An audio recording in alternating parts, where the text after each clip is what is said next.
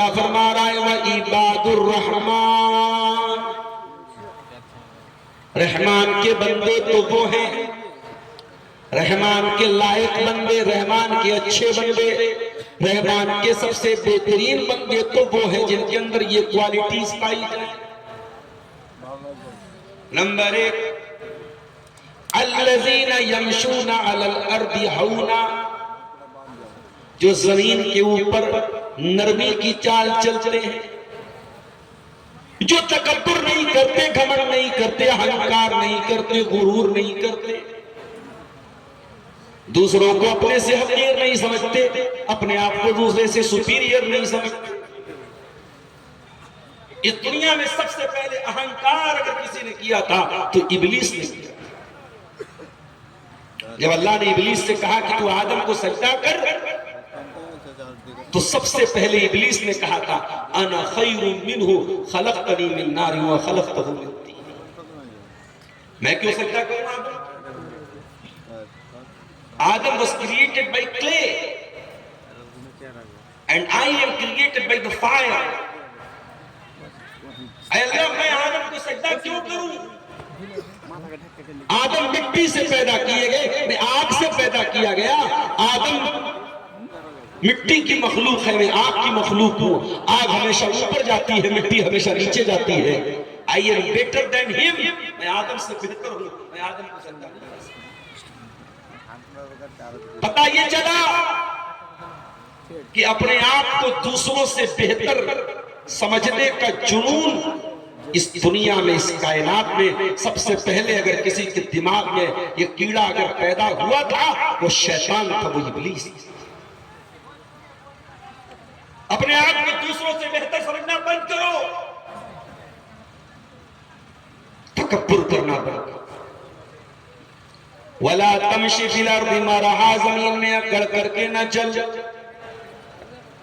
حضرت لقمان اپنے بچے سے کہتے ہیں وَلَا تُصَعِّرْ خَدَّكَ لِلنَّاسِ، لوگوں سے گال پھولا کر کے نہ ملا کر۔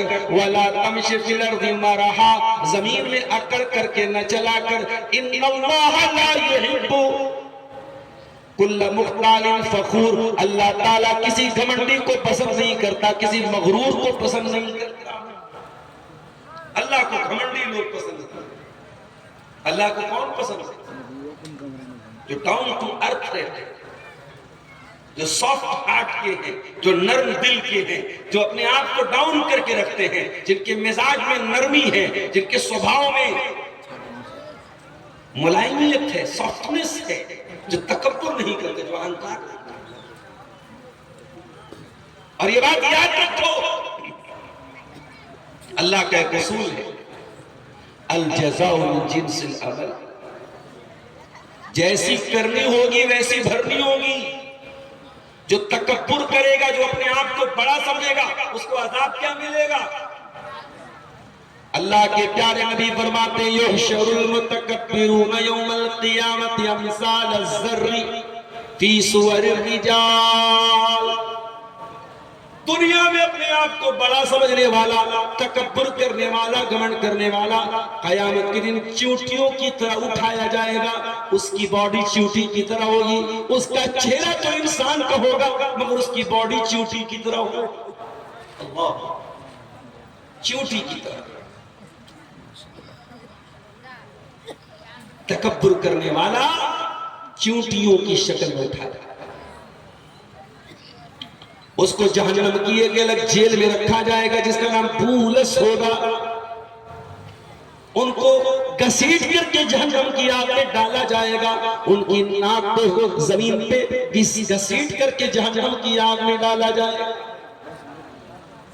تکبر کرنے والے کو سب سے زیادہ اپنی ناک پسند ہے، اور قیامت کے دن سب سے پہلے اس کی ناک کو ذلیل کیا جائے گا، اس کی ناک کو مٹی میں۔ اسی لیے اللہ کیا کہتا ہے وَعِبَادُ الرَّحْمَنِ الَّذِينَ يَمْشُونَ عَلَى الْأَرْضِ هَوْنًا، میرے خاص بندے وہ ہیں، میرے اسپیشل بندے وہ ہیں، میرے سب سے لائق بندے وہ ہیں جو زمین کے اوپر نرم چال چلتے ہیں، جو تکبر نہیں کرتے، چلتے جو اکڑ کر کے نہیں چلتے، جو اہنکار نہیں کرتے۔ ہمارے نبی کو دیکھو، ہمارے نبی کبھی اکڑ کر کے نہیں چلتے۔ آج معمولی ایم ایل اے ہو جائے، ایم پی ہو جائے، ودھایک ہو جائے، نیتا ہو جائے، پردھان ہو جائے، کوئی تھوڑا سا عہدہ پا جائے، کرسی پا جائے، اس کا لہجہ بدل جاتا ہے۔ وہ شبینہ ادیب کا شعر ہے نا، جو خاندانی رئیس ہیں مزاج رکھتے ہیں نرم اپنا، جو خاندانی رئیس ہے مزاج رکھتے ہیں نرم اپنا، تمہارا لہجہ بتا رہا ہے تمہاری دولت نئی نئی ہے۔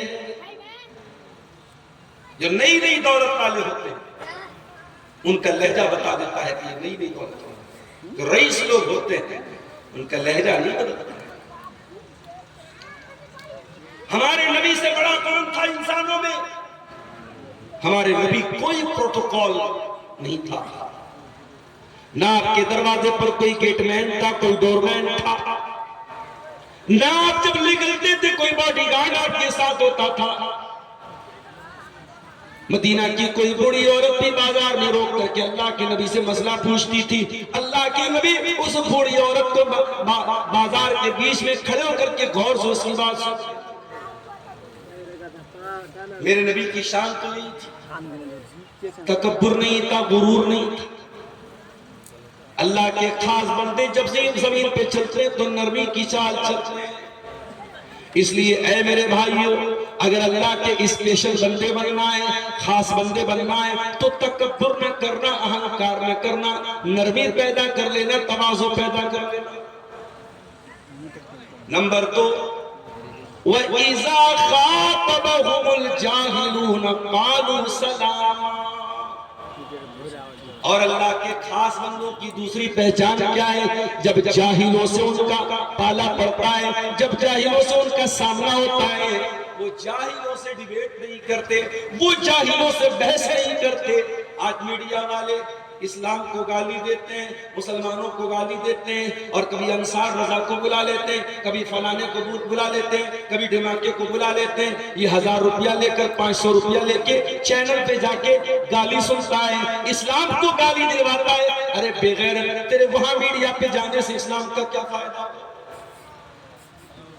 یہ بے غیرت قسم کے مولوی جن کو اسلام کے بارے میں کچھ اتا پتہ نہیں، 1500 روپیے میں یہ چینل پہ جاتے ہیں اور کھلے عام ان کو گالی دی جاتی ہے، اور یہ سنتے ہیں چند روپیوں کے لیے۔ ہر آدمی اس لائق نہیں ہوتا کہ اس سے ڈیبیٹ کی جائے، اس سے چرچا کی جائے۔ وَإِذَا خَاطَبَهُمُ الْجَاهِلُونَ قَالُوا سَلَامًا۔ سامنے والا اگر سننے کی طاقت رکھتا ہے تو اس کو سنایا جائے، سامنے والا جب سننا ہی نہیں چاہتا، اس کو اسلام کو گالی ہی دینا ہے، اس کو قرآن کو گالی ہی دینا ہے، اس کو پیارے رسول کو برا بھلا ہی کہنا ہے، تو پھر آپ اس سے ڈیبیٹ کر کے کیا کریں گے؟ چرچا کر کے کیا کریں گے؟ بحث کر کے کیا کریں گے؟ اس نے تو اسی لیے ڈیبیٹ کی محفل لگائی ہے تاکہ اسلام کو ذلیل کیا جائے، مسلمانوں کو گالی دی جائے۔ سن لو میرے بھائیو، وَإِذَا خَاطَبَهُمُ الْجَاهِلُونَ قَالُوا سَلَامًا۔ جاہلوں کو سلام کر کے آگے، جاہل کا جواب جاہلوں کی طرح نہ دینا۔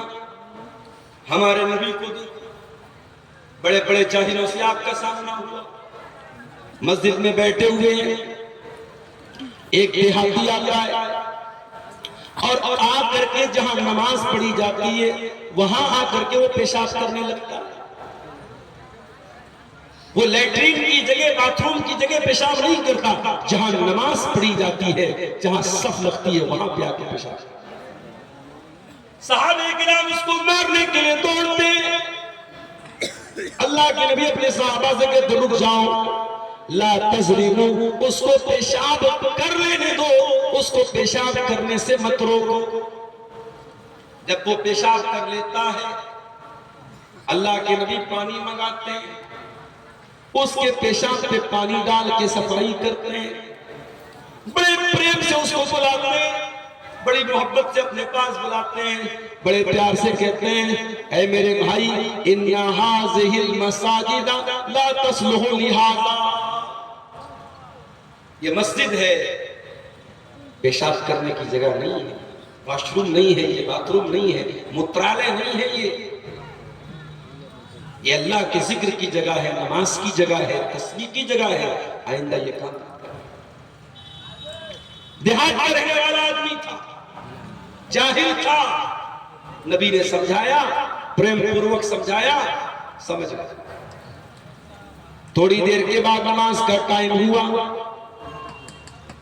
نماز پڑھی ہوئی، وہی دیہاتی مسجد میں آیا، نماز میں شامل ہو گیا، نبی اکرم رکوع میں گئے، صحابہ بھی رکوع میں چلے گئے، نبی اکرم سجدے سے سر اٹھاتے کہتے سمی اللہ لمن حمیدہ، صحابہ بھی رکوع سے سر اٹھاتے کہتے سمی اللہ لمن حمیدہ، وہ دیہاتی رکوع سے سر اٹھانے کے بعد کہتا اللہم ارحمنی محمد ولا اللہم ارحمنی وارحم محمد ولا ترحم معنا احدا،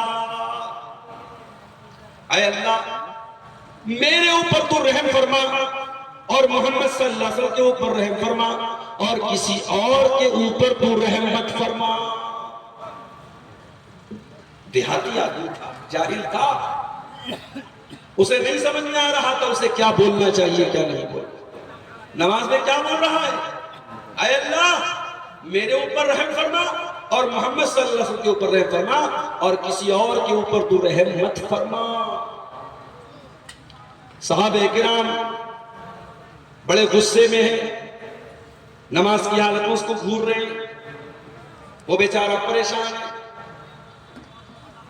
سلام پھیرا اللہ کے نبی، دیہاتی کہتا ہے ما زرتنی وما قہرنی وما شتمنی، میں تو ڈر گیا، صحابہ نے مجھ کو بڑا گھورا تھا، میں تو ڈر گیا کہ اب اللہ کے نبی مجھ کو بولیں گے، برا بھلا کہیں گے، ماریں گے، پیٹیں گے، ڈانٹیں گے، نہ تو آپ نے مارا، نہ ڈانٹا، نہ پیٹا، نہ کوئی آپ نے غلط بات فرمائی، آپ نے بس اتنا کہا اے میرے بھائی لقد حجرت واسعا، تو نے اللہ تعالیٰ کی رحمت کو بہت تنگ کر دیا، تو نے اللہ سے یہ دعا کر دی اے اللہ میرے اوپر رحم فرما، محمد صلی اللہ علیہ وسلم کے اوپر رحم فرما اور کسی اور کے اوپر تو رحم مت فرما، تو نے اللہ تعالیٰ کی رحمت کے دائرے کو بہت سیمت کر دیا، بہت لیمیٹیڈ کر دیا، بہت چھوٹا کر دیا۔ جاہلوں کے ساتھ نبی کا یہ طریقہ کیا ہے، دنیا میں آپ کو جاہل لوگ کس کے ساتھ کیسا بیہیو کرنا ہے، کیسے ٹریٹ کرنا ہے، کیسے ویوہار کرنا ہے، یہ بھی ہمارے نبی نے ہم کو سکھایا ہے۔ نبی اکرم صحابہ کرام کے ساتھ بیٹھے ہوئے یہودیوں کی ایک جماعت گزرتی ہے، انہوں نے اللہ کے نبی کو سلام کیا کہ السلام علیکم، السلام علیکم کا مطلب کیا ہوا تم پر سلامتی ہو، اور السلام علیکم کا مطلب یہ ہوا یو شوڈ ڈائی، تمہیں مر جانا چاہیے، تم پر ہلاک ہو جاؤ، تم ہلاک ہو جاؤ، تم ختم ہو جاؤ۔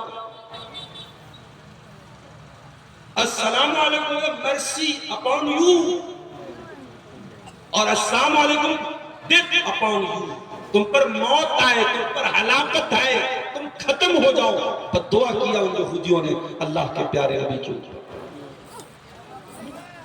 نبی اکرم نے کوئی جواب نہیں دیا بظاہر، آپ کی بیوی حضرت عائشہ نے یہودیوں کے جملہ سنا، انہوں نے بڑے غصے میں فرمایا وعلیکم السلام وعلیکم السلام واللعنہ، اے یہودیوں تم میرے نبی کو برا بھلا کہہ رہے ہو، تم پر موت آئے، تم پر لعنت آئے، تم مر جاؤ، تم ختم ہو جاؤ۔ پتہ یہ چلا نبی سے محبت ہے تو نبی کو برا بھلا کہا جائے تو مومن برداشت نہیں کر سکتا۔ کتنے بے غیرت ہیں جو نبی کو گالی دینے والوں کے ساتھ بیٹھ کر کے فوٹو کھینچواتے ہیں، کھلم کھلا اسلام کی دشمنی کرنے والے، رسول کی دشمنی کرنے والے، مسجدیں گرانے والے، ان کے ساتھ فوٹو کھینچوا کر کے سوشل میڈیا پہ ڈالتے ہیں۔ ان سے بڑا بے غیرت اس ملک میں کوئی نہیں۔ ارے تیرے اندر اگر ایمان کی غیرت ہے تو کچھ نہیں کر سکتا، کم سے کم اپنے دل میں یہ اس عمل کو تو نفرت کی نظر سے دیکھے گا، اس عمل کو تو غلط سمجھے گا کہ تیرے نبی کو برا بلا۔ یہودیوں نے اللہ کے نبی کے لیے موت کا لفظ استعمال کیا، حضرت عائشہ بھڑک گئی، فرمایا وعلیکم السلام واللعنہ، اے یہودیوں تم پر موت آ جائے، تم پر لعنت برسے۔ نبی نے فرمایا محلن یا عائشہ، اے عائشہ اتنا جلدی تمہیں تیش میں نہیں آنا چاہیے، تمہیں غصے میں نہیں آنا چاہیے۔ اے عائشہ نرمی سے کام لو، پیار سے کام لو، محبت سے کام لو، اتنا جلدی تمہیں ایموشنل نہیں ہونا چاہیے، اتنا جلدی تمہیں جذباتی نہیں ہونا چاہیے۔ کہا اے اللہ کے نبی شاید آپ نے سنا نہیں تھا، وہ یہودی جب جا رہے تھے انہوں نے سلام کیا تھا، انہوں نے السلام علیکم نہیں کہا تھا، انہوں نے السلام علیکم کہا تھا۔ اے اللہ کے نبی وہ آپ کے لیے موت کی بد دعا کرے، میں کیسے برداشت کر سکتی ہوں، میں کیسے گوارا کر سکتی ہوں؟ جب انہوں نے آپ کے موت کا لفظ استعمال کیا تب میں نے ان کا جواب دیا۔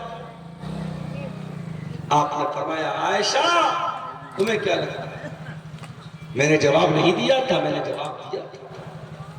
جب انہوں نے یہ کہا تھا السلام علیکم، اے عائشہ میں نے جواب دے دیا تھا، میں نے کیا کہا تھا وعلیکم، سیم ٹو یو، تم میرے لئے موت کی بد دعا کر رہے ہو، سیم ٹو یو، تم پر بھی موت ہے، میں نے جواب دے دیا۔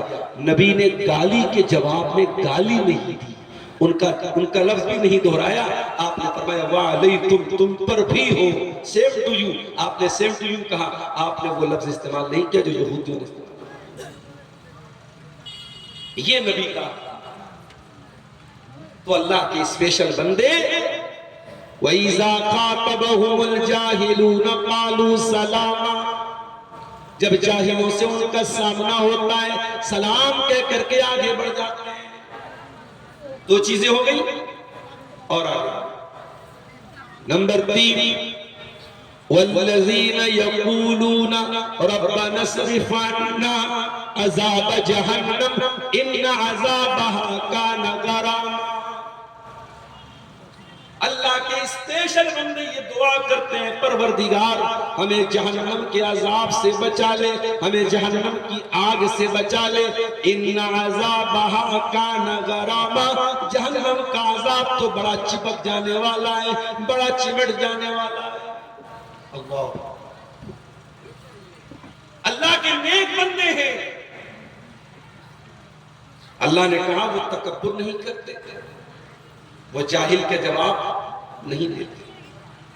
اور تیسری چیز کیا فرمائی وَالَّذِينَ يَبِيتُونَ لِرَبِّهِمْ سُجَّدًا وَقِيَامًا، وہ رات بھر سجدے میں گزار دیتے ہیں، وہ تہجد کرتے ہیں، وہ قیام اللیل کرتے ہیں، وہ راتوں میں تہجد کی نماز پڑھتے ہیں۔ میرے نوجوانوں اللہ کے خاص بندے تو راتوں میں تہجد پڑھتے ہیں، تیری راتیں تو انسٹاگرام پہ گزر رہی ہیں، تیری راتیں تو اسنیپ چیٹ پہ گزر رہی ہیں، تیری راتیں تو فیس بک کی ریلز میں گزر رہی ہیں، تیری راتیں تو گندے ویڈیوز کو دیکھنے میں گزر رہی ہیں۔ اے اللہ کے بندو، اللہ کے کچھ بندے ایسے بھی ہوتے ہیں جب دنیا اپنے بستر پہ آرام کر رہی ہوتی ہے وہ رات کو اٹھ کر کے تہجد کی نماز پڑھتے ہیں۔ تتجافى جنوبهم عن المضاجع يدعون ربهم خوفا وطمعا، دنیا جب اپنے بستروں پہ سوئی رہتی ہے وہ بستروں سے الگ ہو کر کے اللہ کو یاد کرتے رہتے ہیں، تہجد کی نماز پڑھتے رہتے ہیں۔ تہجد کی عادت ڈالو میرے ساتھ۔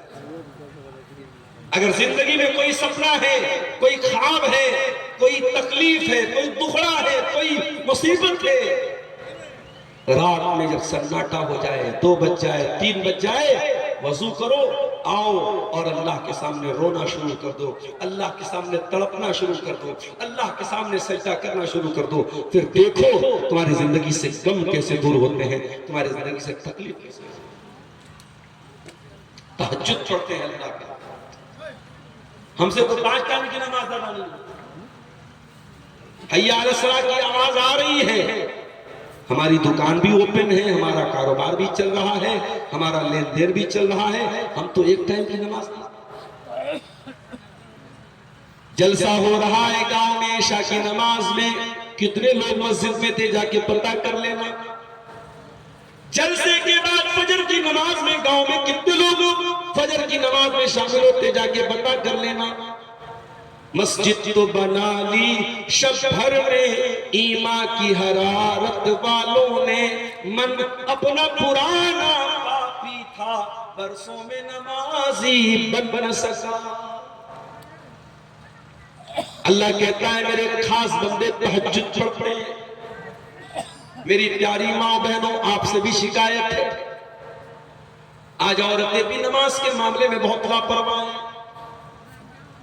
ان کو اپنے موبائل اور اپنے دنیا کے کاموں میں اتنا بزی ہو گئی ہیں، آج نماز کے ان کو فرصت نہیں مل رہی ہے. میری پیاری ماں بہنوں کان کھول کے سن لو، اللہ کے نبی فرماتے ہیں اذا صلت المرأة خمسها، عورت صرف 4 کام کر لے جنت میں چلی جائے گی. جنت کے سارے گیٹ کھول دیے جائیں گے عورت کے لیے، جنت کے سارے دروازے اوپن کر دیے جائیں گے عورت کے لیے. اذا صلت المرأة خمسها، جب عورت 5 ٹائم کی نماز پڑھے، وصامت شہرہا، رمضان کا روزہ رکھے، وَأَطَاعَتْ زَوْجَہا، اپنے شوہر کی اطاعت کرے، وَأَحْسَنَتْ فَرْجَہا، اپنی شرمگاہ کی حفاظت کرے. یہ 4 کام عورت کر لے جنتی ہے. آج کیا عالم ہے، نہ شوہر نماز پڑھتا ہے نہ بیوی نماز. بچے کہاں سے نماز پڑھیں، بچے کہاں سے نماز پڑھیں. آج کل کی ممی لوگ بچوں کو موبائل ہاتھ میں دے کے تو ناشتہ کراتے ہیں. میرا بیٹا تو بغیر موبائل لیے ناشتہ نہیں کرتا ہے. ارے کیسے کرے گا جب اس کی ممی نہیں کرتی تو وہ کیسے کرے گا. صبح ممی اٹھتی ہے پہلے موبائل دیکھتی ہے، پاپا اٹھتے ہیں پہلے موبائل دیکھتے ہیں. جو آپ بوئیں گے وہی کاٹیں گے. ببول کا پیڑ بو کر کے آپ آم نہیں توڑیں گے میرے پیارے سے. اسی لیے اللہ کے نبی فرماتے رحم اللہ رجلا قام من اللیل، اللہ تعالیٰ اس آدمی کے اوپر رحمت نازل کرے جو رات لوٹ کر کے تہجد پڑھتا ہے. وَأَيْقَظَ امْرَأَتَهُ، اور اپنی بیوی کو، اپنی میڈم کو، اپنی بیگم کو بھی اٹھاتا ہے. اور اگر بیگم انکار کرتی ہے، نہیں میں 2 بجے رات میں سوئی ہوں مجھ کو مت اٹھاؤ، میں 1 بجے رات میں سوئی ہوں مجھ کو مت اٹھاؤ، اگر بیگم انکار کرتی ہیں، نَزَحَ فِي وَجْهِ الْمَاءَ، تو بیگم کے چہرے پر پانی ڈال کے اٹھاتا ہے. اب حسن پور اٹوا والو، آپ اپنی بیگم کو رات میں تہجد پڑھنے کے لیے اٹھانا، اور نہ اٹھے تو پانی ڈال دینا، اور پھر بیگم جو آپ کے ساتھ کریں گی بعد میں ہم کو بتانا کہ ہمارے ساتھ کیا. حدیث تو یہی کہہ رہی ہے اللہ رحمت نازل کرے تو ساتھ نہیں کرے. اب آپ کی ہمت جتنی ہو آپ اتنا کام کیجئے. آگے کا رزق میں نہیں لے سکتا، میں حدیث پڑھ کے آپ کو سمجھتا. آدمی رات میں اٹھے تہجد پڑھے اور بیوی کو اٹھائے، بیوی نہ اٹھے تو پانی ڈال کے چل میرے ساتھ تہجد. اور اس کا اپوزٹ بھی ہے وَرَحِمَ اللَّهُ امْرَأَةً قَامَتْ مِنَ اللَّيْلِ، اللہ تعالیٰ رحمت نازل کرے اس عورت کے اوپر جو رات لوٹ کر کے تہجد پڑھتی ہے. تہجد پڑھتی ہے اور اکیلی نہیں پڑھتی ہے، اپنی شوہر کو بھی اٹھاتی ہے. اور شوہر اگر انکار کر دے تو بیوی شوہر کے چہرے پر پانی ڈالتا. اب بیوی اگر اتنا پنگا لے سکتی ہے شوہر سے تو لے لے. آج کل کی بیویاں بھی ماشاءاللہ ہوتی ہیں، آج کل کے شوہر بھی ماشاءاللہ ہوتے ہیں. ایک آدمی بیچارہ بڑا پریشان تھا دوسری شادی کے لیے، آئے دن اپنی بیوی سے کہتا تھا دوسری شادی کرنا چاہتا ہوں، دوسری شادی کرنا چاہتا ہوں. بیوی اس کی بہت پڑتی رہتی تھی، کم وقت اس کو ہمیشہ دوسری شادی کا چکر لگا رہتا ہے. ایک دن جمعرات کا دن تھا، شوہر گھر میں آیا بڑا خوش تھا. بیوی نے کیا بات ہے، بہت خوش دکھ رہے ہو، کیا معاملہ ہے؟ کہا کہ وہ اصل میں کیا بتاؤں، دوسری شادی طے ہو گئی، رشتہ مل گیا ہے اور کل جمعہ کے بعد میرا نکاح ہے۔ بیوی نے کہا اچھا جمعہ کے بعد تیرا نکاح ہے، کوئی بات نہیں۔ بیوی کھانا لائی، شوہر نے کھانا کھایا، سو گیا، اٹھا جا کر کے نہایا دھویا، نیا کپڑا پہنا۔ بیگم نے کہا کہاں جا رہے ہو؟ کہا کہ جمعہ پڑھنے جا رہا ہوں، جمعہ کے بعد میرا نکاح ہے۔ کہا کہ وہ رات میں جو میں نے ان کو کھانا کھلایا تھا نا، اس میں نے بہت لمبی نیند کی دوا ڈالی تھی۔ تم سوئے تھے جمعرات کو اور آج منڈے ہے، سوموار ہے، آج جا کے تم اٹھے ہو۔ اگلی بار اگر تم نے دوسری شادی کا سپنا دیکھا تو سیدھے قیامت کی۔ تو آج کل کی اتنی ڈینجرس بیویاں بھی ہوتی ہیں، معاف کیجئے گا۔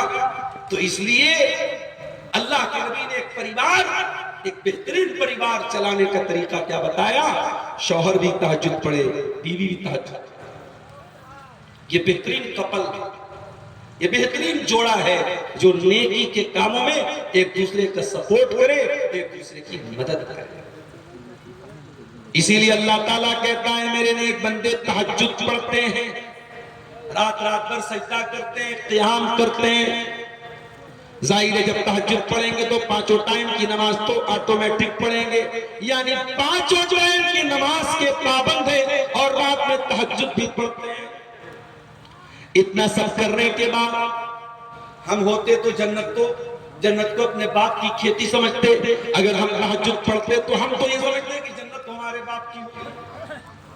لیکن اللہ کے خاص بندے کیا کرتے ہیں؟ قرآن کہتا ہے وہ تہجد پڑھتے، وہ رات رات بھر تہجد پڑھنے کے بعد بھی کیا کہتے ہیں؟ وَالَّذِينَ يَقُولُونَ رَبَّنَا اصْرِفْ عَنَّا عَذَابَ جَهَنَّمَ۔ وہ دعا کرتے اللہ تعالیٰ سے، اے اللہ تو جہنم کے عذاب سے ہم کو بچا لے، ان عذابها کان غراما، جہنم کا عذاب بڑا خطرناک ہے، وہ لگ جائے تو چھوٹنے والا نہیں ہے، وہ چپک جائے تو چھوٹنے والا نہیں ہے۔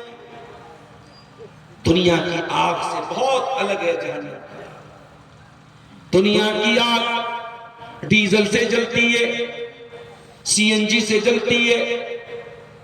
آپ سی این جی کار میں چلے جائیں، میں پٹنہ سے جس گاڑی سے آتا ہوں سی این جی گاڑی ہے، سی این جی پمپ آتا ہے، ڈرائیور کہتا ہے مولوی صاحب اتر جائیے۔ کیوں اترنا ہے؟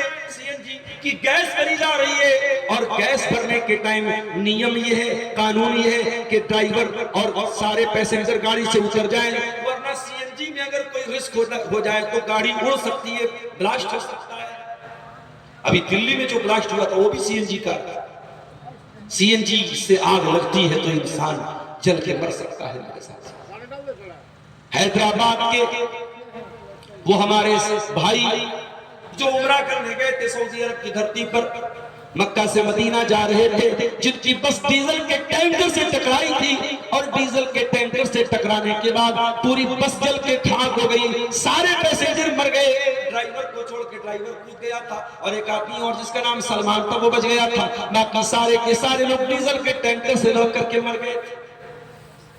دنیا کی آگ میں اتنی بھیانک آگ ہوتی ہے، ڈیزل کی آگ، پیٹرول کی آگ، سی این جی کی آگ، ایل پی جی کی آگ، لیکن جہنم کی آگ ان سب سے الگ ہوگی، ان سب سے زیادہ خطرناک۔ جہنم کی آگ کیسی ہوگی؟ اللہ نے فرمایا یا ایھا الذین آمنوا قوا انفسکم واہلیکم نارا، اے ایمان والو اپنے آپ اور اپنے پریوار کو جہنم کی آگ سے بچا لو۔ اے اللہ جہنم کی آگ کیسی ہوگی؟ فرمایا وقودھا الناس والحجارہ، وہ انسانوں سے جلے گی، وہ پتھروں سے جلے گی۔ اے اللہ کیا جہنم کی آگ دنیا کی آگ کی طرح ہوگی؟ اللہ کے نبی نے فرمایا جہنم کی آگ دنیا کی آگ سے 70 گنا زیادہ خطرناک ہوگی۔ اگر دنیا کی آگ میں کسی کو 70 بار جلایا جائے، 70 بار جلنے کی جو تکلیف ہوگی وہ جہنم میں ایک بار جلنے کی تکلیف ہوگی۔ سہن کر پائیں گے ہم؟ کیا جہنم کے عذاب کو سہن کر پائیں گے ہم؟ ہم تو نہیں کر سکتے میرے ساتھ۔ ہمارے بدن میں کہیں آگ لگ جائے تو سفید ہو جاتا ہے، وہ ایریا سفید ہو جاتا ہے، وائٹ ہو جاتا ہے. ہم کتنی کریم لگاتے ہیں کہ ہماری اسکن نارمل ہو جائے، جلنے کا نشان جلدی مٹتا نہیں ہے میرے ساتھ. جہنم کی آگ جلائے گی، ایک بار چمڑی کو جلائے گی. جب چمڑی جل جائے گی، قرآن کہتا ہے کلما نضجت جلودہم بدلناہم جلودا غیرہا لیذوقوا العذاب. اے میرے بندو، ہم تمہاری چمڑی کو ایک بار جلائیں گے. جہنم کی آگ میں جب ایک بار جلے گی، جل کر کے ختم ہو جائے گی، ڈیڈ ہو جائے گی، خراب ہو جائے گی، ہم دوبارہ نئی چمڑی چڑھا دیں گے، نئی اسکن چڑھا دیں گے، نئی لیئر چڑھا دیں گے، تاکہ بار بار جلنے کی تکلیف ہو. اللہ 24 گھنٹے میں کم سے کم 3 بار اللہ سے یہ دعا کی، اللہم انی اعوذ بک من النار، اللہم انی اعوذ بک من النار، اللہم انی اعوذ بک من النار. اللہ کے نبی فرماتے ہیں اگر 24 گھنٹے میں دن اور رات میں اگر 3 بار جہنم سے اللہ کی پناہ مانگ لو گے تو جہنم اللہ سے بولے گی اے اللہ یہ بار بار پناہ مانگ رہا ہے، اللہ اس کو جہنم سے تو بچا دے. تو اللہ کے نیک بندے جہنم سے بچنے کی دعا کیا دعا کرتے ہیں؟ ربنا اصرف عنا عذاب جہنم، اے اللہ تو جہنم کی آگ سے ہم کو بچا لے. ان عذابہا کان غراما، جہنم کا عذاب تو بڑا خطرناک ہے، چپک جاتا ہے. عربی میں غرام کس کو بولتے ہیں؟ جس سے آپ نے قرضہ لیا ہے، اب وہ قرضہ مانگنے کے لیے آتا، آپ سے چپک جاتا، بھائی میرا قرضہ دے دے. جہنم کا عذاب انسان کو چپک جائے گا، جیسے قرضہ دینے والا مقروض کو لے جا کے چپک جاتا ہے، ویسے جہنم کا عذاب چپک جاتا ہے. انہا ساعت مستقرم و مقاما، جہنم بہت برا ٹھکانہ ہے، بہت بری جگہ ہے. اے اللہ تو جہنم کی آگ سے ہم کو بچا. تو رحمان کے بندے زمین پہ نرم چال چلتے ہیں، جاہلوں سے سامنا ہو تو سلام کہہ کے آگے بڑھ جاتے ہیں، رات رات بھر تہجد پڑھتے ہیں. اور چوتھی چیز کیا ہے؟ جہنم سے اللہ کی پناہ مانگتے. 4 چیزیں ہوگی. اور نمبر 5 والذین اذا انفقوا لم یسرفوا ولم یقتروا وکان بین ذلک قواما. اور اللہ کے خاص بندے وہ ہوتے ہیں جب خرچ کرتے ہیں تو بخیلی بھی نہیں کرتے، کنجوسی بھی نہیں کرتے، فضول خرچی بھی نہیں کرتے، بیچ کا راستہ اپناتے ہیں. ابھی ایک سوال آیا کٹیہار کے ایک پروگرام میں، مولوی صاحب ہلدی کی رسم منانا کیسا ہے؟ میں نے کہا یہ بتاؤ کیا نبی نے ہلدی لگائی تھی شادی کے موقع پہ؟ کیا صحابہ نے ہلدی لگائی تھی؟ تم نے ہلدی کے نام سے پوری سیریمنی رکھی، تم نے پنڈال لگایا، تم نے ہلدی کے کپڑے بھی لڑکیوں کو پہنائے، مردوں کو پہنائے. میرے پیارے بھائیوں، یہ پوری کی پوری رسم غیر اسلامی رسم ہے، غیر مسلموں کی رسم ہے، جو ان کے کلچر سے تمہارے بیچ میں آئی ہے. ہلدی پہ پیسہ خرچ ہو رہا ہے، منگنی کی بڑی بڑی رسم اس پہ پیسہ خرچ ہو رہا ہے. بارات میں 300 باراتیوں کو لے جا کے ان کو لے کے جا کے کھانا کھلایا جا رہا ہے، پھر جہیز میں ڈیمانڈ کی جا رہی ہے. پورا شادی بیاہ کا سسٹم دیکھ لو، یہ میرے بھائیوں فضول خرچی سے بھرا پڑا ہے. اور کہیں بہت اچھی لائن میں نے پڑھی تھی کہ شادی میں ایک دن میں ہم ایسے 500 لوگوں کو 1000 لوگوں کو کھانا کھلاتے ہیں، اپنی زندگی بھر کی گاڑی کمائی خرچ کر کے کھلاتے ہیں، جو کبھی ہمیں خوش دیکھنا نہیں چاہیے. آپ کو کیا لگتا ہے اتنی محنت سے آپ 1000 لوگوں کو دعوت دیتے، 500 لوگوں کو دعوت دیتے، بہت خوش ہوتے؟ وہ خوش نہیں ہوتے. اتنی محنت سے غریب باپ اپنی بیٹے کی شادی میں کھانا کرتا ہے، اور کھانے والا کھانے کے بعد کہتا ہے کھانا تو ٹھیک تھا لیکن میٹھا بہت اچھا نہیں تھا، چاول بہت اچھا نہیں تھا، چکن بہت اچھا نہیں بنا تھا، مٹن بہت. وہ تمہارے کھانے میں شکایتیں نکال کے چلے جائیں. اس لیے میرے پیارے ساتھیوں، اللہ نے اگر دولت دی ہے تو بہت سنبھال کر کے خرچ کرنا. لم یسرفوا ولم یقتروا، نہ تو فضول خرچی کرنا نہ بخیلی کرنا. وکان بین ذالک قواما، بیچ کا راستہ. اچھا ایک سوال، اگر شوہر کنجوس ہے اور بیوی کو پیسہ نہیں دے رہا ہے ضرورت بھر کا، بیوی کے بچوں کے بیوی کے خرچ نہیں اٹھا رہا ہے، تو کیا شوہر کا پیسہ بغیر بتائے بیوی لے سکتی ہے؟ عبدالغفار صاحب بتائیے، کیا عورت اپنے شوہر کا پیسہ بغیر اجازت لے سکتی ہے اگر شوہر اس کا ضروری خرچہ اس کو نہ دے؟ لے سکتی ہے. کتنا لے سکتی ہے؟ جتنی اس کو ضرورت ہے، جتنا حق اس کا بن رہا ہے اور شوہر ادا نہیں کر رہا ہے. اگر شوہر کنجوس ہے، بخیل ہے، اتنا پیسہ وہ لے سکتا ہے. لیکن میری پیاری ماں بہنوں، میرے اس جواب کا غلط مطلب نہ نکالیں. یہ نہ کہنا کہ اقرا کی تقریر میں عبدالغفار صاحب بول کے گئے شوہر کا پرس مل جائے سارا پیسہ رکھ لینا، اے ٹی ایم مل جائے دن رات جا کے شاپنگ کر لینا. میں نے یہ نہیں کہا ہے. اگر آپ کی جائز ضرورتوں کو شوہر پورا نہ کرے تو اپنی جائز ضرورتوں کو، اپنے حق کو پورا کرنے کے لیے آپ بغیر بتائے بھی شوہر کا مال لے سکتی. آپ کہیں ایسا نہ ہو کہ کل فتویٰ لگ جائے عبدالغفار صاحب تو عورتوں کو چوری کرنے کا طریقہ بتا دو. میں چوری کرنے کا طریقہ نہیں بتا رہا ہوں آپ کو. بعض عورتیں کیا ہوتی، شوہر کا اے ٹی ایم کارڈ مل جائے اور یہ پتہ لگ جائے کہ اس کی پن کیا ہے، خوب پیسہ اڑاتی ہیں. دیہات میں تو کم چلتا ہے، شہروں میں بہت چلتا ہے. اور ایک کریڈٹ کارڈ آتا ہے، ڈیبٹ کارڈ میں تو چلو اس پہ پن ڈالنا پڑتا ہے، کریڈٹ کارڈ میں پن بھی نہیں ڈالنا ہے. گئی کسی مال میں، کٹیہار میں گئی کسی بڑے شاپنگ مال میں، 15,000 کا 10,000 کا سامان خرید لیا اور پیمنٹ کرنے کا ٹائم آیا، کریڈٹ کارڈ دے دیا، ٹیپ کر دیا، کریڈٹ کارڈ پیسہ کٹ گیا. شوہر بیچارہ پریشان، میں نے 15,000 کی شاپنگ کب کیا ہے؟ شوہر پریشان ہے. معلوم ہوا بیگم نے کیا ہے.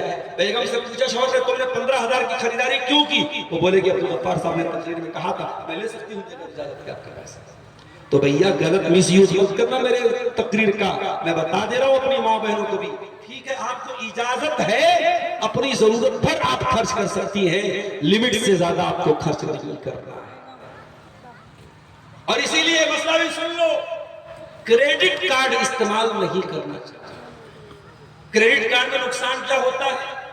میرے اکاؤنٹ میں پیسہ نہیں، میرا اکاؤنٹ زیرو ہے. لیکن کریڈٹ کارڈ میں بینک نے ہم کو کیا دیا ہے؟ 50,000 روپے کی، 1,00,000 روپے کی ہم کو لمٹ دیا ہے کہ ہمارے اکاؤنٹ میں پیسہ نہیں ہے تب بھی ہم 1,00,000 روپے تک کی شاپنگ کر سکتے ہیں، سامان لے سکتے ہیں، بینک سے پیسہ نکال سکتے ہیں. اب جب آپ کے پاس پیسہ نہیں ہے اور بینک چھوٹ دے رہا ہے تو آپ اس کی ناجائز اس کا استعمال کریں گے.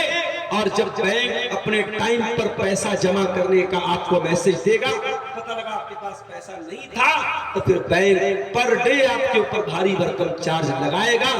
جتنے کریڈٹ کارڈ لینے والے ہیں سب پریشان ہوتے ہیں، لمبی چوڑی ان کو فیس دینی پڑتی ہے. اس لیے کریڈٹ کارڈ کا استعمال میرے بھائیوں مت کیا کرو.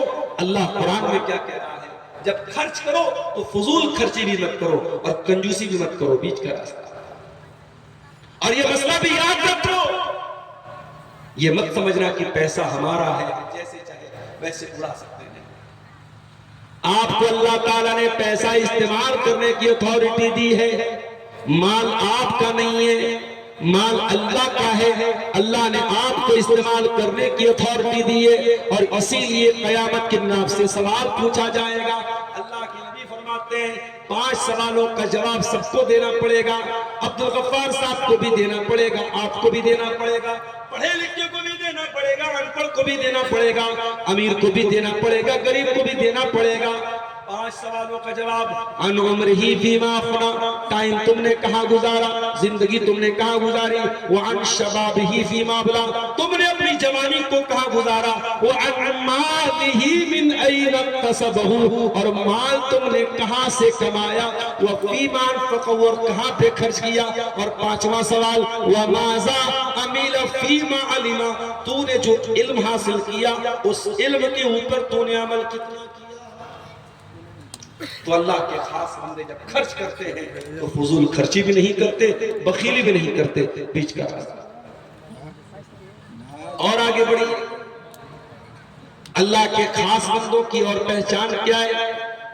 فرمایا والذین لا يدعون مع اللہ الہا آخر، اور اللہ کے خاص بندے اللہ کے ساتھ شرک نہیں کرتے، اللہ کے سوا کسی اور کو نہیں پکارتے۔ اسی حسن میں سے ایک سوال آیا، مولوی صاحب ہمارے یہاں ایک طریقہ ہے، سانپ اگر کسی کو کاٹ لیتا ہے، سانپ اگر کسی کو کاٹ لیتا ہے تو سانپ کے کاٹنے والے کو، جس کو سانپ نے کاٹا ہو، اس کا وش اتارنے کے لیے، اس کا زہر اتارنے کے لیے ایک منتر پڑھا جاتا ہے۔ اچھا وہ منتر بھی کسی نے ہم کو لکھ کے بھیجا ہے، لیکن کیا لکھا ہوا ہے اس میں؟ کسی کو یاد ہے؟ کیا بولتے ہیں؟ کہے خدا سنو محمد ہے۔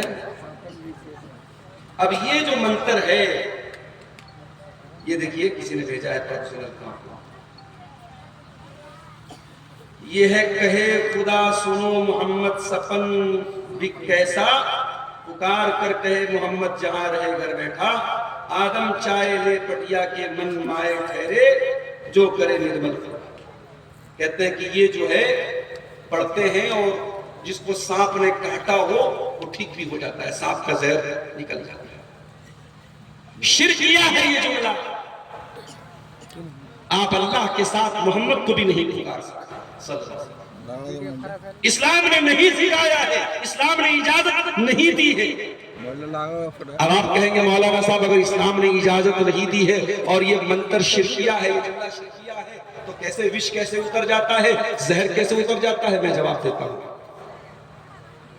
ہو سکتا ہے جس سانپ نے آپ کے بھائی کو کاٹا ہے، بچے کو کاٹا ہے، وہ سانپ اصل میں جنات میں سے ہو، جنات کی شکل، جنات سانپ کی شکل میں بھی آتے ہیں۔ اسی لیے اللہ کے نبی نے فرمایا اگر کوئی سانپ نظر آ جائے تو پہلے 3 مرتبہ کہو اگر جن ہو تو چلے جاؤ، اگر جن ہو تو چلے جاؤ، اگر جن ہو تو چلے جاؤ، اس کے بعد مار سکتے ہو۔ جنات بھی ہو سکتے ہیں سانپ کی شکل میں، ہو سکتا ہے کہ کوئی شیطانی جن ہو جس نے آپ کے بھائی کو کاٹا ہے، اور جب آپ نے یہ منتر پڑھا کہے خدا محمد، جو آپ نے یہ پڑھا شرکیہ جملہ پڑھا، تو شیطان نے فوراً اپنا زہر باہر نکال دیا تاکہ آپ کا عقیدہ پکا ہو جائے۔ یہ پڑھنے سے شیطان وہ سانپ کا زہر نکل جائے۔ یاد رکھو میرے بھائیوں، انسان مر جائے مگر توحید سے سمجھوتا کرے۔ کوئی شرکیہ جملہ پڑھنے کی اجازت نہیں ہے۔ اگر کسی کو سانپ نے کاٹا ہے، کسی پر جادو کا معاملہ ہے، کسی پر جو ہے جنات کا معاملہ ہے، آپ سورہ فلق پڑھیے، سورہ ناس پڑھیے، آیت الکرسی پڑھیے، آپ قرآن کی آیتوں کے ذریعے علاج کیجئے۔ ابھی آج میں سمریا کے علاقے میں گیا تھا اور ایک صاحب نے ان کے گھر میں ان کی بہن کو کچھ مسئلہ تھا اور وہ بیچاری مدرسے میں پڑھنے جا رہی تھی، ڈر جا رہی تھی۔ میں نے ان کو قرآن کی آیت پڑھ کے دم کیا۔ میرے بھائیوں، آپ قرآن کی آیتوں کے ذریعے علاج کیجئے، قرآن میں شفا ہے۔ لیکن اس طریقے کے شرکیہ چیزوں میں آج اہل حدیثوں کے گھروں میں بھی اگر کسی لڑکی کو کوئی مسئلہ آتا ہے، لوگ اس کو کیا کرتے ہیں؟ کسی اوجھا کو بلا لیتے ہیں، کسی شرک کرنے والے کو بلا لیتے ہیں، اور وہ شرک کرنے والا، وہ پتھروں کے آگے سجدہ کرنے والا، وہ مزاروں اور قبروں کے آگے سجدہ کرنے والا، اس کو بلا کر کے اپنی بہن بیٹی کا علاج اس سے کرواتے ہیں۔ اور وہ علاج کیا کرتا ہے؟ وہ شرکیہ چیزیں پڑھتا ہے، وہ شرکیہ حرکتیں کرتا ہے۔ رحمان کے بندے شرک نہیں کرتے میرے پیارے ساتھیوں، اپنی توحید کی حفاظت۔ والذین لا يدعون مع اللہ الہا آخر، رحمان کے بندے اللہ کے ساتھ کسی کو شریک نہیں کرتے،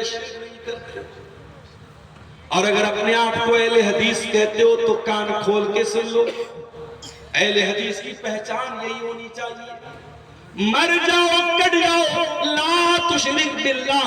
اللہ کے نبی نے حضرت معاذ بن جبل سے کہا تھا اے معاذ اللہ کے ساتھ کبھی شرک مت کرنا، وَإِن قُتِلْتَ تمہیں قتل کر دیا جائے، تمہیں ٹکڑے ٹکڑے کر دیا جائے، او حُرِّقْتَ تمہیں جلا کر کے خاک کر دیا جائے، اے معاذ تم کبھی اللہ کے ساتھ شرک مت کرنا، شرک مت کرنا، اللہ کا درجہ کسی اور کو مت دے۔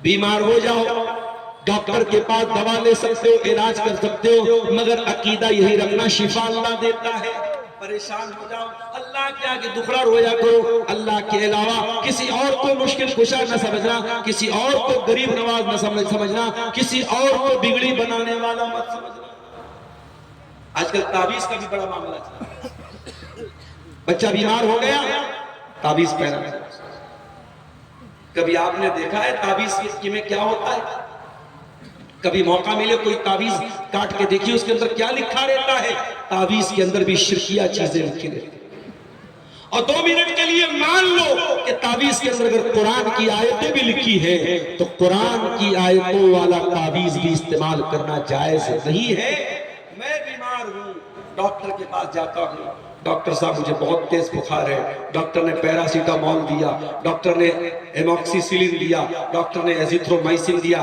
اینٹی بائیوٹک دیا بخار کی دوا دیا ڈاکٹر نے کہا جاؤ صبح شام کھا لینا میں گھر آیا اور میں نے اینٹی بائیوٹک اور بخار کی ٹیبلٹ کو ایک پڑیا میں رکھا اور پڑیا میں رکھ کے گلے میں لٹکا لیا مجھے کبھی آرام نہیں ملے گا ڈاکٹر نے دوا پینے کو دیا تھا ڈاکٹر نے دوا لٹکانے کو نہیں دیا تھا قرآن شفا ہے قرآن کے ذریعے آپ کو شفا ملے گی مگر قرآن کو پڑھنے سے شفا ملے گی قرآن کو پڑھ کے دم کیجئے قرآن گلے میں لٹکانے سے قرآن تعویذ کی شکل میں لٹکانے سے بھائیو آپ کو شفا نہیں ملے گی آپ کو آرام نہیں تو تعویذ سے بچنا ماں اپنے بچوں کو مالش کرنے کے بعد کاجل کا ٹیکا لگاتی ہے پوچھو کاجل کا ٹیکا کیوں لگایا کہتی ہے نظر نہ لگے تجھے کس نے بتایا کہ بچے کو ٹیکا لگانے سے نظر نہیں لگتی یہ تجھے کس نے بتایا یہ تیرے سماج میں مشہور کر دیا گیا بچے کو کاجل کا ٹیکا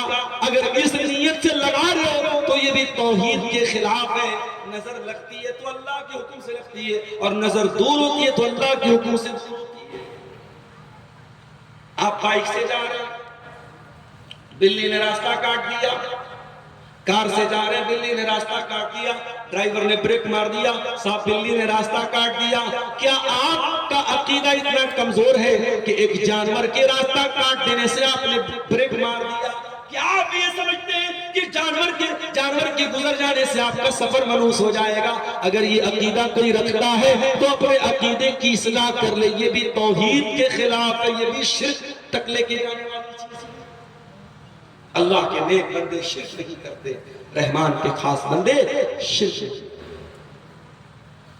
وَلَا يَقْتُلُونَ النَّفْسَ الَّتِي حَرَّمَ اللَّهُ اور اللہ کے خاص بندے کسی نردوش کی ہتیا نہیں کرتے کسی انوسنٹ کا مرڈر نہیں کرتے کسی بے قصور کو قتل نہیں کرتے اگر لال قلعہ کے پاس جو وسفوٹ ہوا تھا اس وسفوٹ میں اگر واقعی میں ابھی جانچ ایجنسیاں کام کر رہی ہیں میں اپنی جانچ ایجنسیوں کی جانچ پر کوئی سوال نہیں اٹھانا چاہتا ہوں لیکن مان لو کہ اگر وہ جو ڈاکٹر پکڑے گئے اگر واقعی ان ڈاکٹروں نے یہ کام کیا ہے اور اپنے آپ کو اسلام کا مجاہد سمجھ کر اور اسلام کا خادم سمجھ کے کام کیا ہے تو کان کھول کو سن لو آپ بھی سن لیجئے میڈیا والے بھی سن لیں اسلام کا ان سے کوئی سمبند نہیں ہے اسلام قطعی اس بات کی اجازت نہیں دیتا ہے کہ کوئی عام آدمی کسی کی ہتیا کرے اور ڈاکٹر تو کبھی ہتیا نہیں کرنے والا ہونا چاہیے ڈاکٹر تو جان بچانے والا ہوتا ہے اگر ڈاکٹر کے بھیش میں کوئی آتنکوادی ہے اور یہ پروف ہو جاتا ہے یہ ثابت ہو جاتا ہے کہ کوئی ڈاکٹر تھا اور پھر بھی اس نے آتنکواد کیا تھا اور نردوشوں کی ہتیا کی تھی تو میں ڈیمانڈ کرتا ہوں بھارت سرکار سے میں گزارش کرتا ہوں اپنی جانچ ایجنسیوں سے کہ آپ تحقیقات کیجئے آپ پتہ لگائیے اور واقعی میں اگر کسی ڈاکٹر نے اس طریقے کی آتنکوادی گتیویدیوں میں حصہ لیا ہے اس کو کڑی سے کڑی سزا دیجئے تاکہ آنے والی نسلیں یاد رکھیں کہ ڈاکٹر کا کام جان بچانا ہوتا ہے جان بچانا ہوتا ہے اسلام جان بچانے کی تعلیم دیتا ہے جان لینے کی تعلیم نہیں دیتا ہے ایک انسان کی بھی اگر آپ جان لیں گے پوری مانوتا کی ہتیا من قتل نفسا بغیر نفس او فساد فی الارض فکأنما قتل الناس جميعا، جس نے ایک انسان کی ہتیا کی اس نے پوری انسانیت کی ہتیا کی، ومن احیاها فکأنما احیا الناس جميعا، اور جس نے ایک انسان کی جان بچا لی اس نے پوری مانوتا کو بچا لیا۔ قرآن کہتا ہے میرے خاص بندے، اللہ کہتا ہے میرے خاص بندے، وَلَا يَقْتُلُونَ النَّفْسَ الَّتِي حَرَّمَ اللَّهُ إِلَّا بِالْحَقِّ، میرے خاص بندے کسی نردوش کی ہتیا نہیں کرتے۔ ہاں جس کو قتل کرنے کی اللہ نے اجازت دی ہے، مثال کے طور پہ اگر شادی شدہ مرد زنا کرے، شادی شدہ عورت زنا کرے، اس کو قتل کیا جائے گا۔ اگر کوئی کسی کو قتل کرے، قاتل کو قتل کیا جائے گا۔ جس کی سزائے موت ہے اس کا مسئلہ الگ ہے، ورنہ کسی نردوش کی ہتیا کرنے کی اجازت اسلام نہیں دیتا۔ اور کیا کرتے ہیں؟ وَلَا يَزْنُونَ، اور اللہ کے خاص بندے زنا نہیں کرتے۔ وہ بھی مرد ہوتے ہیں، وہ بھی عورتیں ہوتی ہیں، ان کے اندر بھی اچھائیں ہوتی ہیں، ڈیزائرز ہوتی ہیں، خواہشات ہوتی ہیں، مگر وہ کبھی زنا نہیں کرتے۔ لڑکا جوان ہو جائے، لڑکی جوان ہو جائے، اسلام نے نکاح کا حکم دیا ہے، وہ نکاح کر کے اپنی اچھاؤں کو پورا کرتے ہیں، اپنی خواہشات کو پورا کرتے ہیں، وہ ناجائز راستہ نہیں اپناتے ہیں۔ اور میں اپنی بہنوں سے ایک بات کہنا چاہتا ہوں، بڑا نازک دور ہے، بہت ہوشیار رہنا۔ پیار اور محبت کے نام پہ تمہارے شریر کے ساتھ کھیلنے والے ہزاروں ملیں گے، تمہاری عزت و آبرو کو نوچنے والے بھیڑیے ہزاروں ملیں گے۔ اے میری اسلامی بہنوں، اپنی آبرو کی حفاظت کرنا، اپنی شرمگاہ کی حفاظت کرنا۔ جو رات دن تم کو آئی لو یو کا میسج بھیج رہا ہے، جو اسنیپ چیٹ پر محبت کا اظہار کر رہا ہے، جو انسٹاگرام پر پیار اور محبت بھرے میسج بھیج رہا ہے، جو واٹس ایپ پر تم کو پیار اور محبت کے گانے بھیج رہا ہے، اس سے کہنا اگر تم واقعی مجھ سے پیار کرتا ہے، تجھے میسج بھیجنے کی ضرورت نہیں ہے، تجھے ویڈیو بھیجنے کی ضرورت نہیں ہے، تجھے بار بار مجھے میسج کرنے کی ضرورت نہیں ہے۔ میں ایک عورت ہوں اور مسلمان عورت ہوں، اور مسلمان عورت اپنی مرضی کی مالک نہیں ہے۔ اگر تو واقعی میں مجھ سے محبت کرتا ہے، میرے والد سے بات کر، میرے باپ سے بات کر، باپ اگر نہیں ہے تو بھائی سے، جو بھی گارجین ہے لڑکی کا، شوہر کی حیثیت سے اس سے بات کرو اور رشتہ بھیجو اور نکاح کرو، اور بیوی بنا کر کے مجھے زندگی بھر کا لائف پارٹنر بناؤ، مجھے شریک حیات بناؤ، مجھے جنت میں لے کے اپنے ساتھ جاؤ، مجھ سے زنا کر کے مجھے جہنم کے راستے پہ مت لے کے جاؤ۔ میری بہنوں، یہ میسج آپ کو دے رہا ہوں، کبھی کسی کے ساتھ زنا کے لیے تیار مت ہونا۔ جو تم سے محبت کرے گا کبھی تمہارے ساتھ زنا کی بات نہیں کرے گا، جو زنا کی بات کرے گا وہ تم کو جہنم میں لے کے جانا چاہتا ہے۔ ارے جو پیار کرے گا، جو محبت کرے گا، وہ کبھی تم کو جہنم کے راستے پہ لے کے نہیں جائے گا۔ وہ نکاح کرے گا حلال طریقے سے، وہ تم سے نکاح کرے گا اور جنت میں اپنے ساتھ لے کے جائے گا۔ اب تم طے کر لو کہ تمہیں جنت میں جانا ہے یا جہنم۔ وَلَا يَزْنُونَ، اللہ کے خاص بندے زنا نہیں کرتے۔ اور یہ بات نوٹ کر لو، اللہ نے قرآن میں جب زنا سے منع کیا تو اللہ نے یہ نہیں کہا کہ زنا مت کرو۔ اللہ نے کیا فرمایا؟ وَلَا تَقْرَبُوا الزِّنَا، تم زنا کے قریب بھی مت جانا۔ اگر موبائل تم کو زنا کے قریب لے کے جا رہا ہے، موبائل کا استعمال کم کر دو۔ سوشل میڈیا اگر تم کو زنا کے قریب لے کے جا رہا ہے، سوشل میڈیا کا استعمال بند کر دو۔ اگر کالج میں لڑکیوں کے ساتھ پڑھنے کی وجہ سے تم زنا کے قریب جا رہے ہو تو جانا بند کر دو۔ ایسے کالج میں جہاں لڑکیاں بھی پڑھتی ہیں، ہر وہ راستہ جو تم کو زنا تک لے کے جا رہا ہے اس کو اوائڈ کرو، اس کو بچو۔ اور پھر بھی اگر کنٹرول نہیں ہوتا ہے اور شادی کے لائق ہو تو نکاح کرنے میں دیر مت کرو۔ بغیر بارات کے، بغیر جہیز کے ولیمہ کرنے کی طاقت ہے، اچھی بات ہے۔ ولیمہ کرنے کی طاقت نہیں تو وہ بھی کوئی کمپلسری نہیں ہے، نکاح کر لو۔ اپنے آپ کو بدنامی کے داغ سے لوگ تمہیں بخیل بولنے چلے گا، کنجوس بول دے چلے گا، مگر زنا سے اپنے دامن کو بچا لو میرے ساتھیوں، زنا کے قریب بھی مت جاؤ۔ آج بڑی حیرت ہوتی ہے سیمانچل کے جلسوں میں جب ہم یہ سنتے ہیں لڑکا لڑکی کو لے کے بھاگے، یہ آج افسوس کی بات ہے۔ کل وہاں رتنی کے پہلے ایک گاؤں میں غیر مسلموں کا ایک میلہ لگا تھا، وہاں ہنگامہ مچا تھا۔ ڈرائیور نے پوچھا میرے کیا بات ہے، کیوں ہنگامہ ہے؟ کہنے لگے کوئی لڑکا لڑکی کا چکر ہے، وہ لے کے بھاگ گئے۔ آج ان کے میلوں ٹھیلوں میں جو حرکتیں ہو رہی ہیں، اگر وہ آپ کے جلسوں اور پروگراموں میں ہو رہی ہے تو یہ چلو بھر پانی میں ڈوب مرنے کا مقام ہے، اور یہ سوچنے کا مقام ہے کہ کیا جلسوں اور پروگراموں میں کیا اس لیے ہم اور آپ آتے ہیں کہ وہاں اس طریقے کی حرکتیں ہوں؟ میرے پیارے ساتھیوں، آج زناکاری بہت عام ہو رہی ہے، اور وہ کیوں عام ہو رہی ہے؟ کیونکہ لڑکیاں بغیر پردے کے کھلے عام گھوم رہی ہیں، چہرہ بھی کھلا ہوا ہے اور میک اپ سے سجی سوری ہے، اور اس کے بعد آج سب کے ہاتھ میں موبائل ہے اور سوشل میڈیا پر ایک دوسرے سے جڑی ہوئی ہے۔ آج اس طریقے سے زنا عام ہو رہا ہے کہ آج اپنے دامن کو زنا سے بچانا بہت مشکل ہے۔ مگر یہ بات یاد رکھو میرے بھائیوں، زنا کل بھی حرام تھا، زنا آج بھی حرام ہے، اور زنا کل بھی حرام رہے گا۔ قرآن کہتا ہے وَلَا تَقْرَبُوا الزِّنَا، تم زنا کے قریب مت جاؤ۔ اور اسی زنا سے روکنے کے لیے اسلام نے عورت کو پردے کا حکم دیا ہے، اسلام نے مرد کو اپنی نظروں کو جھکانے کا حکم دیا ہے۔ اسی زنا سے روکنے کے لیے اسلام نے عورت سے کہا ہے تو کسی غیر محرم کے سامنے اپنے آپ کو ظاہر مت کر۔ اسی زنا سے روکنے کے لیے اسلام نے کہا ہے بغیر محرم کی عورت سفر تک نہیں کر سکتی ہے۔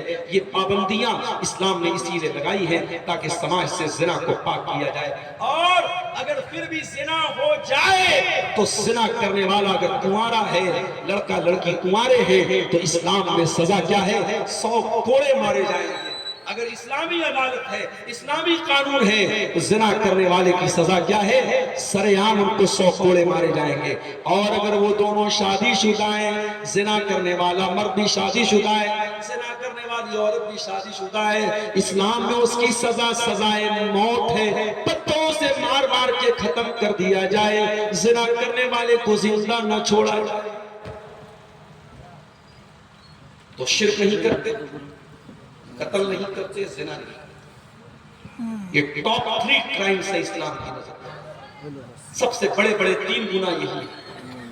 اللہ کے نبی سے پوچھا گیا سب سے بڑا گناہ کیا ہے؟ آپ نے فرمایا ان تجعل للہ ندا وہو خلقک، تم اللہ کے برابر کسی کو ٹھہرا دو جبکہ تم کو پیدا کرنے والا اللہ ہے۔ پھر پوچھا گیا اے اللہ کے نبی اس کے بعد دوسرا سب سے بڑا گناہ کیا ہے؟ آپ نے فرمایا ان تقتل ولدک خشیۃ ان یتمما، تم اپنے بچے کو قتل کر دو اس ڈر سے کہ وہ تمہارے ساتھ کھائے گا۔ اب مسئلہ سنیے، آج یہ چیز بھی بہت عام ہو رہی ہے۔ غریب آدمی ہے، 2 لڑکیاں پہلے سے اس کے گھر میں ہیں، بیوی پریگننٹ ہو گئی، اور جب یہ پتہ چلا کہ بیوی حمل سے ہے، اس نے اس حمل کو گروا دیا، دوا کے ذریعے، ٹیبلٹ کے ذریعے ماں کے پیٹ میں جو بچہ حمل ٹھہر چکا تھا اس کو گروا دیا۔ میرے بھائیو یہ حرام ہے، حرام ہے، حرام ہے۔ ہاں اگر حمل کے ٹھہرنے کے پہلے کوئی ایسا طریقہ اپنایا جائے کہ حمل نہ ٹھہرے، اور وہ بھی اس صورت میں جبکہ کوئی مجبوری ہو۔ مثال کے طور پہ 2 بچے ہیں اور بھی بچے بہت چھوٹے ہیں، اگر ایک اور پریگننسی آ جاتی ہے، ایک اور بچہ آ جاتا ہے، ان دونوں بچوں کی پرورش میں ان کو دودھ پلانے میں بہت مسئلہ آ جائے گا، ان کو پالنے پوسنے میں بہت مسئلہ آ جائے گا۔ 2 بچوں کے بیچ میں گیپنگ رکھنے کے لیے اگر انسان ایسے طریقے اپناتا ہے جو آج کے دور میں بہت سارے طریقے رائج ہیں، ایسے طریقے اپناتا ہے جس میں پریگننسی کے پہلے اور حمل کے پہلے وہ طریقے اپنائے جاتے ہیں تاکہ وہ عورت گربوتی نہ ہو، تو وہ طریقہ اپنایا جا سکتا ہے۔ لیکن اگر حمل ٹھہر چکا ہے اور اس حمل کو گرایا جا رہا ہے تو ایک ہی صورت میں گرانے کی اجازت ہے۔ اگر حمل ٹھہر گیا ہے اور ڈاکٹر کا یہ کہنا ہے اگر یہ عورت پریگننٹ ہو گئی، اس کی جان کو خطرہ ہے، یہ بہت کمزور ہے، یہ بہت بیمار ہے، اگر اس نے بچے کو جنم دیا تو اس کی جان کو خطرہ ہے۔ جب عورت کی جان کو خطرہ ہو جائے اس صورت میں، چونکہ اسلام کا یہ کہنا ہے کہ اگر 2 چیزیں اگر دو خطرناک چیزیں جمع ہو جائیں، دو خطرناک چیزیں اکٹھا ہو جائیں تو جس میں زیادہ بڑا خطرہ ہے اس کو چھوڑ کے جو کم خطرے والی چیز اس کو اپنا لیا جائے۔ اگر ماں کے پیٹ میں اگر بچہ ہے اور یہ ڈر ہے اگر پریگننسی ہوئی اور بچہ پیدا ہوا، ماں بھی مر سکتی ہے، بچہ بھی مر سکتا ہے، اس کنڈیشن میں ابھی وہ بچہ حمل کی شکل میں اس صورت میں اس حمل کو گرایا جا سکتا ہے، لیکن وہ ایک مجبوری کی شکل ہے، عام کسی شکل میں حمل کو گرانے کی اجازت نہیں ہے، حرام ہے، حرام ہے، حرام۔ یہ بھی اولاد کا قتل ہے میرے ساتھ، اور آج دھڑلے سے اللہ کے نبی نے فرمایا سب سے بڑا گناہ یہ ہے کہ تم اپنی اولاد کو قتل کرو یہ سوچ کر کہ تمہارے ساتھ وہ کھائے گا۔ کبھی یہ مت سوچنا کہ اپنی اولاد کو تم کھلاتے ہو، نہیں، تمہیں بھی کھلانے والا اللہ ہے، ہماری اولاد کو بھی کھلانے والا اللہ ہے۔ میرے بھائیوں، جن کے 10 بیٹے ہیں، ہم نے اسی دنیا میں اور اسی ہندوستان میں اور اسی ملک میں اور اپنے شہر میں دیکھا ہے کہ 10 بچوں کا باپ سکون سے اپنے بچوں کو کھلا رہا ہے، بہت امیر نہیں ہے، بہت دولت مند نہیں، لیکن سکون سے کھلا رہا ہے، اور 2 بچوں کا باپ بھی صحیح طریقے سے اپنے بچوں کو نہیں کھلا پا رہا ہے، تو روزی روٹی دینے والا اللہ ہے۔ اس ڈر سے کہ بچہ کیا کھائے گا، بچے کو قتل کرنے کی اجازت اسلام آپ کو نہیں۔ تیسرا سب سے بڑا گناہ کیا ہے؟ آپ نے فرمایا ان تزانیہ حلیلۃ جارک، اپنے پڑوسی کی بیوی کے ساتھ زنا کرو۔ زنا کرنا تو ایسے بھی بہت بڑا گناہ ہے، لیکن پڑوسی کی بیوی کا نام آپ نے اس لیے لیا کیونکہ پڑوسی پڑوسی پر بھروسہ کرتا ہے، پڑوسی پڑوسی پر وشواس کرتا ہے، اور اگر پڑوسی کے گھر پہ آپ نے اتنی غلط حرکت کی تو آپ نے زنا بھی کیا اور آپ نے پڑوسی کے ساتھ وشواس گھات بھی کیا ہے، آپ نے اس کے بھروسے کا قتل کیا ہے۔ اللہ کے نبی نے یہ 3 بڑے بڑے گناہوں کو گنایا، اور اس کے بعد قرآن کی یہی آیت پڑھی سورہ فرقان کی کہ اللہ کے نیک بندے نہ تو شرک کرتے ہیں، نہ قتل کرتے ہیں، نہ زنا کرتے ہیں۔ چلیے اب آگے بڑھتے ہیں۔ وَمَن يَفْعَلْ ذَلِكَ يَلْقَ أَثَامًا، اگر کوئی زنا کرے گا، اگر کوئی قتل کرے گا، اگر کوئی شرک کرے گا، بہت بڑی مصیبت کو اٹھائے گا۔ یُضَاعَفْ لَهُ الْعَذَابُ يَوْمَ الْقِيَامَةِ، قیامت کے دن اس کو ڈبل عذاب دیا جائے گا۔ وَيَخْلُدْ فِيهِ مُهَانًا، اور وہ جہنم میں ہمیشہ ہمیشہ ذلیل ہو کر کے رہے گا۔ إِلَّا مَن تَابَ وَآمَنَ وَعَمِلَ عَمَلًا صَالِحًا، ہاں اگر کوئی شرک کرتا تھا، کوئی زنا کرتا تھا، کوئی قتل کرتا تھا، اگر وہ سدھر جائے، ایمان لے آئے، توبہ کر لے اور اچھا عمل کرنے لگے تو اللہ اس کی توبہ قبول کرنے کو تیار ہے۔ فَأُولَئِكَ يُبَدِّلُ اللَّهُ سَيِّئَاتِهِمْ حَسَنَاتٍ، اللہ تعالیٰ اس کے گناہوں کو نیکیوں میں بدل دے گا۔ وَكَانَ اللَّهُ غَفُورًا رَحِيمًا، اور اللہ تعالیٰ بہت معاف کرنے والا، رحم کرنے والا ہے۔ ہمارے یہاں کہاوت ہے صبح کا بھولا شام کو لوٹ جائے تو اسے بھولا نہیں کہتے، اور اللہ کا اصول کیا ہے؟ صبح کا نہیں، کئی سال کا بھی بھولا اگر لوٹ کے چلا آئے تو اسے بھولا نہیں کہتے۔ اللہ اس کی توبہ سننے کو تیار ہے، اللہ اس کو معاف کرنے کو تیار ہے۔ یہ 3 مہا پاپ اگر کوئی کرتا ہے، شرک کرتا ہے، قتل کرتا ہے، زنا کرتا ہے، اگر وہ بھی سچی توبہ کر لے اللہ اس کو بھی معاف کرنے کو تیار ہے۔ اچھا توبہ کا مطلب کیا ہوتا ہے؟ کوئی بتا سکتا ہے؟ توبہ کا لفظی مطلب کیا ہے؟ توبہ کے معنی کیا ہے؟ توبہ کی میننگ کیا ہے؟ توبہ کا ارتھ ہے کی اچھا ہے کسی کوئی جاگ رہا ہے نہیں جاگ رہا ہے؟ بولو نا توبہ کے مطلب ہوا جو کیے ہیں اور آگے نہیں کریں۔ یو ٹرن لینا، یو ٹرن لینا۔ گاڑی چلاتے ہیں آپ نے گاڑی کو اچانک آپ کو لگا کہ غلط دشا میں چلے گئے، جانا تھا منیہاری سائڈ چلے گئے پورنیہ سے، تو وہیں سے آپ گاڑی کو گھماتے ہیں، یو ٹرن لیتے ہیں۔ تو جو یو ٹرن لیتے جو مڑتے ہیں that is called توبہ، اس کو توبہ کہتے ہیں۔ اس کا مطلب یہ ہوا کہ جو گناہ کر رہا ہے وہ غلط لائن پہ چلا گیا تھا، غلط ہائی وے پکڑ لیا تھا، اس نے جانا پورنیہ کا نکل رہا تھا منیہاری سائڈ، جا رہا تھا پورب، وہ جانے لگا تھا پچھم، وہ توبہ کر لے صحیح لائن پر آ جائے۔ اسی لیے قرآن کہتا ہے وَمَن تَابَ وَعَمِلَ صَالِحًا فَإِنَّهُ يَتُوبُ إِلَى اللَّهِ مَتَابًا، جو توبہ کرتا ہے وہ اللہ تعالیٰ کی طرف واپس لوٹ کے آتا ہے. اللہ نے پیدا کیا تھا صحیح ڈائریکشن پر، گناہ کر کے ڈائریکشن بھٹک گیا تھا، اب جب توبہ کیا تو صحیح ڈائریکشن پر، صحیح راستے پر آ گیا. اس کے بعد اللہ کہتا ہے میرے نیک بندے والذین لا یشہدون الزور، کسی غلط کام میں سملت نہیں ہوتے. جہاں ناچ گانا ہو رہا ہو، جہاں آرکیسٹرا ہو رہا ہو، جہاں زنا ہو رہا ہو، جہاں شراب پی جا رہی ہو، جہاں کوئی گناہ کا کام ہو رہا ہو، ایسی کسی مجلس میں، ایسے کسی سماروہ میں، ایسے کسی فنکشن میں وہ نہیں جاتے. یہاں تک کہ اگر آپ کا کوئی غیر مسلم دوست بھی آپ کو دعوت دیتا ہے اور وہاں شادی میں ناچ گانا ہو رہا ہے، مت جاؤ میرے پیارے بھائیو. وہاں شراب پی جا رہی ہے، مت جاؤ میرے ساتھیو. جہاں حرام کام ہو رہا ہو، جہاں غلط کام ہو رہا ہو، وہاں شامل بھی مت ہونا. والذین لا یشہدون الزور، اللہ کے خاص بندے غلط کاموں میں، ناجائز کاموں میں شامل بھی نہیں ہوتے. وَإِذَا مَرُّوا بِاللَّغْوِ مَرُّوا كِرَامًا، اور جب کسی بیہودہ چیز، کسی گندی چیز سے ان کا گزر ہوتا ہے وہ شرافت سے گزر جاتا ہے. اسلام یہ نہیں کہتا ہے کہ آپ اپنی آنکھیں پھوڑ لیجیے. آپ چلیں گے روڈ پہ، آپ چلیں گے ایئرپورٹ پہ، آپ چلیں گے ریلوے اسٹیشن پہ، آپ چلیں گے بازار میں، بے حیائی کی چیزیں بھی آپ کو نظر آئیں. آپ ایسی لڑکیوں کو بھی دیکھیں گے جو اپنے شریر کا انگ پردرشن کر رہی ہیں. اسلام یہ نہیں کہتا ہے کہ آپ اپنی آنکھیں پھوڑ لیجیے. اسلام یہ کہتا ہے بس شرافت سے گزر جاؤ. وَإِذَا مَرُّوا بِاللَّغْوِ مَرُّوا كِرَامًا، اللہ کے خاص بندے کسی لغو چیز کو دیکھتے ہیں تو گزر جاتے ہیں. اللہ کے نبی نے حضرت علی سے کہا کہ علی، اگر کسی غیر لڑکی پر نظر پڑ جائے، لا تُتْبِعِ النَّظَرَ النَّظْرَةَ، ایک نظر پڑ گئی، اپنے آٹومیٹک پڑ گئی تو دوسری نظر مت ڈالنا. ایک بار انجانے میں کسی لڑکی پر، کسی غیر محرم عورت پر نظر پڑ گئی، دوبارہ مت ڈالنا. فَإِنَّ لَكَ الْأُولَى وَلَيْسَتْ لَكَ الْآخِرَةُ، پہلی نظر کی اجازت تھی جو انجانے میں پڑ گئی تھی، اب دوسری نظر مت ڈالنا، دوسری نظر ڈالنے کی اجازت نہیں ہے.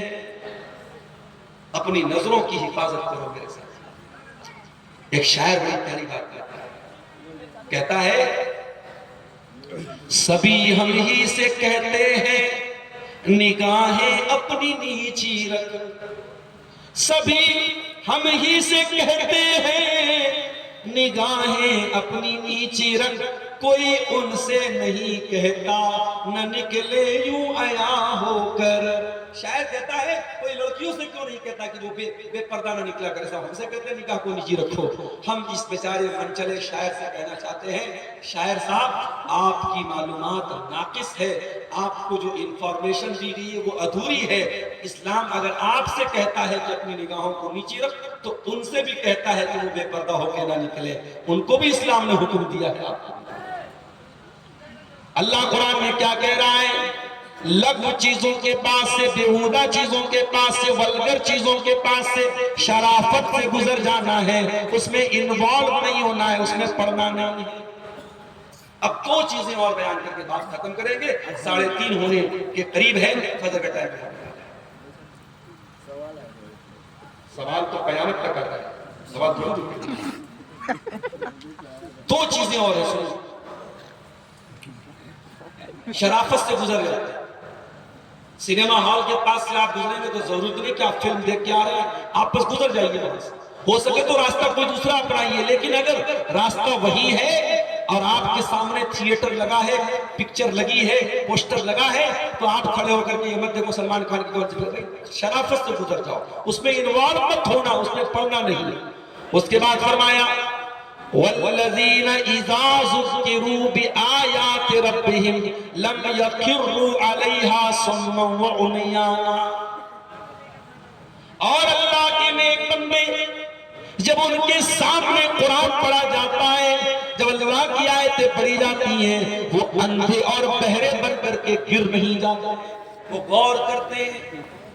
اور معاف کرنا سیمانچل کے لوگوں، میں بار بار کہتا ہوں اور آج بھی کہتا ہوں اور کہتا رہوں گا، اپنے جلسوں کا رنگ روپ بدل لو.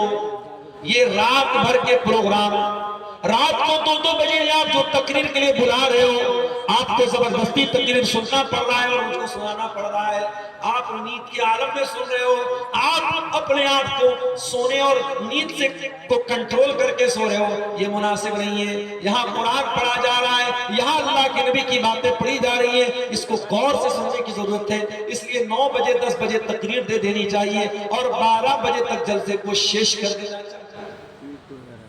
جی قرآن کیا کہہ رہا ہے؟ جب قرآن پڑھا جائے تو وہ اندھے اور بہرے بن کر کے گر نہیں جاتے ہیں، بلکہ قرآن پر وچار کرتے ہیں، غور کرتے ہیں، سوچتے ہیں، سمجھتے ہیں، اس پر عمل۔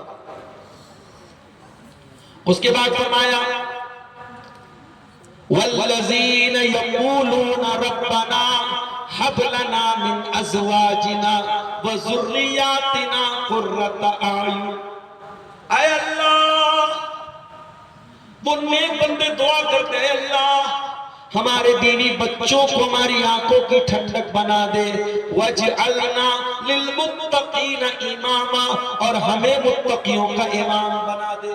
پتہ یہ چلا کہ جو نیک ہوتے ہیں اپنے پریوار کو بھی نیک بناتے ہیں، اپنے بچوں کو بھی نیک بناتے ہیں، اپنی بچیوں کو بھی نیک بناتے ہیں۔ جو نیک ہوتے ہیں وہ اپنے بچوں کو نماز کا پابند بناتے ہیں، جو مائیں نیک ہوتی ہیں وہ اپنی بچیوں کو پردے کا پابند بناتی ہیں، وہ خود بھی نیک ہوتی ہیں، بچیوں کو بھی نیک بناتی ہیں، اپنی اولاد کے حق میں وہ دعا کرتے ہیں، اے اللہ تو ہمارے بچوں کو، ہماری بیوی کو ہماری آنکھوں کی ٹھنڈک بنا دے، اور ہمیں صرف متقی مت بنا، ہمیں متقیوں کا امام بنا دے، ہمیں اتنا نیک بنا دے ہم متقیوں کے امام بن جائیں، ہمیں اس درجے تک۔ بڑی پیاری دعا ہے، جو صاحب اولاد لوگ ہیں، جو پریوار والے لوگ ہیں، جو بال بچے والے لوگ ہیں، یہ دعا کو یاد کر لیں۔ اگر آپ کو تقریر میں دعا یاد نہیں ہو رہی ہے، گھر جائیں، قرآن کھولیں، قرآن کے 19ویں پارے کے شروع میں سورہ فرقان کے لاسٹ میں یہ دعا آپ کو مل جائے گی۔ اس دعا کو یاد کر لیں، کنٹھستھ کر لیں، یاد کر لیں، میمورائز کر لیں، اور ضرور اس دعا کو پڑھا کریں۔ ربنا هب لنا من ازواجنا وذرياتنا قرة اعین، اے اللہ ہمارے بال بچوں کو ہماری آنکھوں کی ٹھنڈک بنا دے اور ہمیں متقیوں کا امام بنا دے۔ اتنا کام اگر آپ کر لیں، میں پھر سے دوہرا دوں،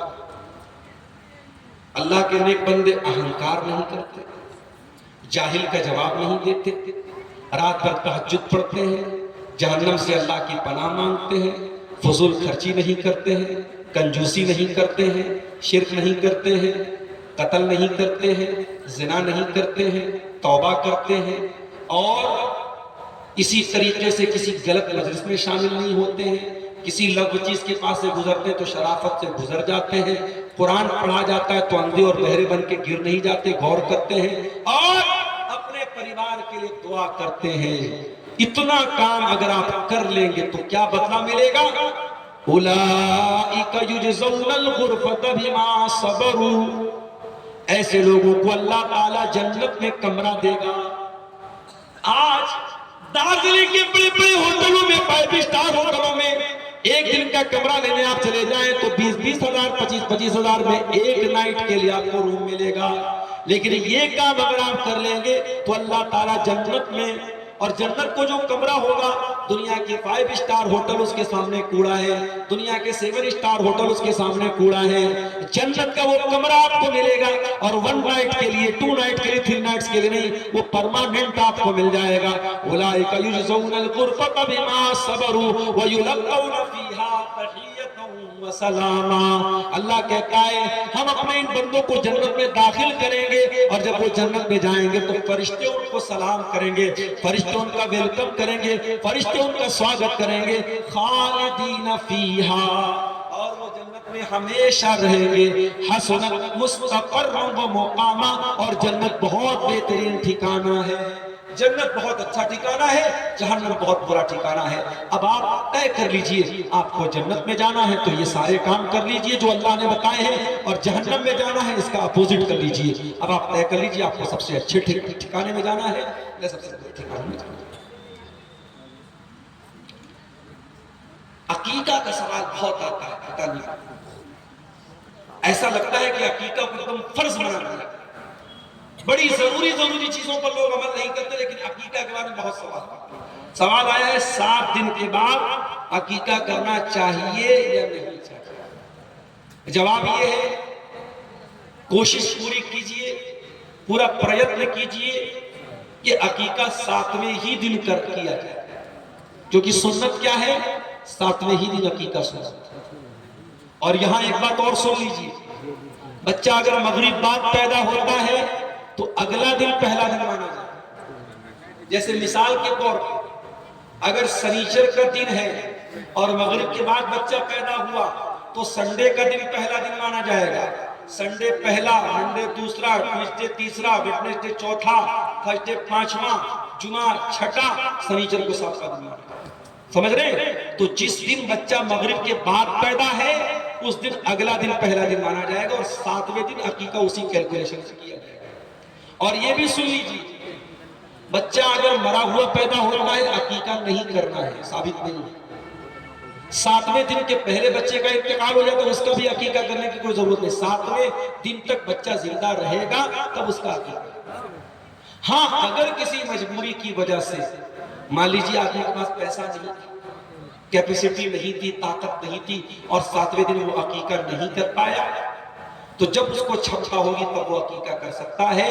14 دن پہ کرنا یا 21 دن پہ کرنا ضروری نہیں ہے۔ 7واں دن اگر مس ہو گیا تو بعد میں کبھی بھی کر سکتا ہے، لیکن کرنا چاہیے۔ فرض تو نہیں ہے عقیقہ، سنت ہے مگر بہت تاکید ہے، کرنا چاہیے، بغیر کسی مجبوری کے عقیقہ کو چھوڑنا نہیں چاہیے۔ واللہ اعلم بالصواب۔ آخر میں اللہ تعالیٰ سے دعا ہے اللہ تعالیٰ ہم سب کو نیک عمل، اچھی سمجھ کی توفیق عطا فرمائے۔ جو صفات اللہ کے نیک بندوں کی بیان کی گئی ہے ان صفات پر اللہ تعالیٰ ہم سب کو عمل کی توفیق عطا فرمائے۔ رب العالمین ہمیں کہنے سننے سے زیادہ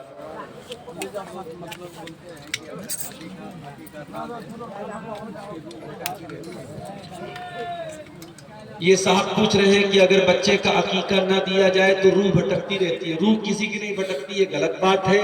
ہاں اگر بچے کا عقیقہ نہیں دیا ہے اور مان لیجئے کہ بچہ مر گیا تو بچہ جو ہوتا ہے، اگر نابالغ بچہ مر جاتا ہے تو ماں باپ کے حق میں سفارش کرتا ہے قیامت میں۔ اگر ماں باپ نے چھمتا تھی، طاقت تھی اور عقیقہ نہیں کیا تھا 7ویں دن، اور وہ بچہ بعد میں مر جائے گا تو وہ اپنے ماں باپ کی سفارش نہیں کرے گا، یہ اس کا نقصان ہے عقیقہ نہ کرنا۔ 7 دن کے پہلے مر گیا تو عقیقہ نہیں دینا۔ 7 دن کے بعد وہ بچہ اگر مان لو 7 سال کا ہو کے مر گیا، 5 سال کا ہو کے مر گیا، نابالغ بچہ جس کا بھی مرے گا وہ اپنے ماں باپ کی جنت کی سفارش کرے گا قیامت میں۔ لیکن اگر بچے کا عقیقہ آپ نے نہیں کیا ہے تو علماء کرام کہتے ہیں حدیثوں کی روشنی میں کہ وہ بچہ سفارش نہیں کرے گا۔ اس لیے اگر کوئی مجبوری ہو تو الگ بات ہے، اگر چھمتا ہے، طاقت ہے تو ضرور عقیقہ کرنا چاہیے۔ باقی روح بھٹکتی ہے یہ بالکل غلط بات ہے، اس کا کوئی ثبوت نہیں ہے۔ واللہ اعلم۔